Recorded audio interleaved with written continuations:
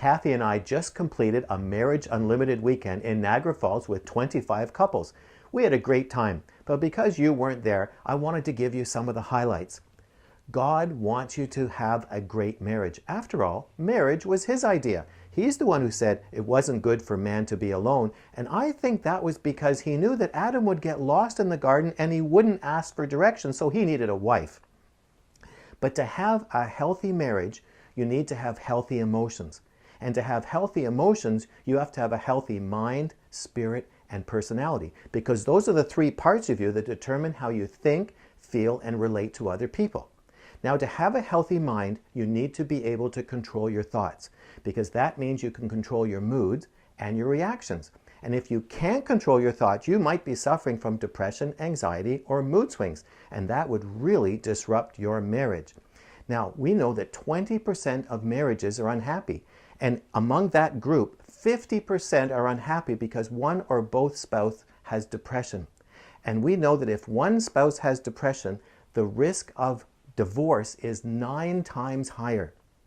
So if you have trouble controlling your thoughts, you need to do a self-assessment. And you can do that in my book, my videos, on my website by clicking on the button, Am I Normal? And there you can compare yourself to a checklist of symptoms to see if you might have depression, anxiety, or mood swings. And if you have those symptoms, you need to take that to a doctor to start treatment, because your marriage may depend upon it. Now, to have a healthy spirit, you need to be walking close to God, hearing His voice. Because the closer you walk to God, the easier it will be for you to spot Satan's lies that he's trying to insert into your mind to get you angry, to overreact, or to lure you into sin. Because the closer your walk with God, the stronger your relationship with God, the healthier and stronger is your marriage. Now, to have a healthy personality, you need to have unloaded your emotional baggage. Now, your emotional baggage is where you store the memories of the past and the conclusions that you made about those memories and about those events, because your emotional baggage shapes your personality. And when I go to weddings, when I see the bride and the groom come in, all I see is that they're dragging baggage behind them into the marriage, and they're unaware of it. And after the honeymoon, you know that their baggage is going to collide and they're going to start to have conflict. So to have a healthy marriage, to have a healthy personality, you need to unload that baggage so it doesn't become a source of conflict. And the way you do that is by talking to a counselor, talking to a pastor, talking to me for Inner Healing Prayer Ministry.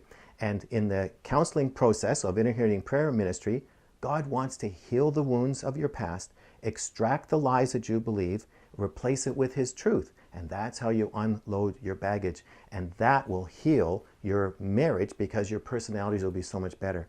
So to have a great marriage, you need to be healthy in all 3 of those areas. And God's waiting right now to help you do that. So have the courage to take the next step. Talk to a counselor, talk to a doctor, talk to a trusted friend, talk to a pastor. Do something. Don't stay stuck in if you're unhappy in your marriage right now, because God is calling you to the marriage that He's designed for you. Take the next step. So now I want to hear from you. What steps have you taken to have a great marriage? Just leave your comments in the box below. And if this is your first visit here, you need to get my free self-assessment guide. And to do that, just subscribe to my weekly email newsletter by filling out the subscription form. And I'll talk to you again next week. But this week, take a step to have a great marriage.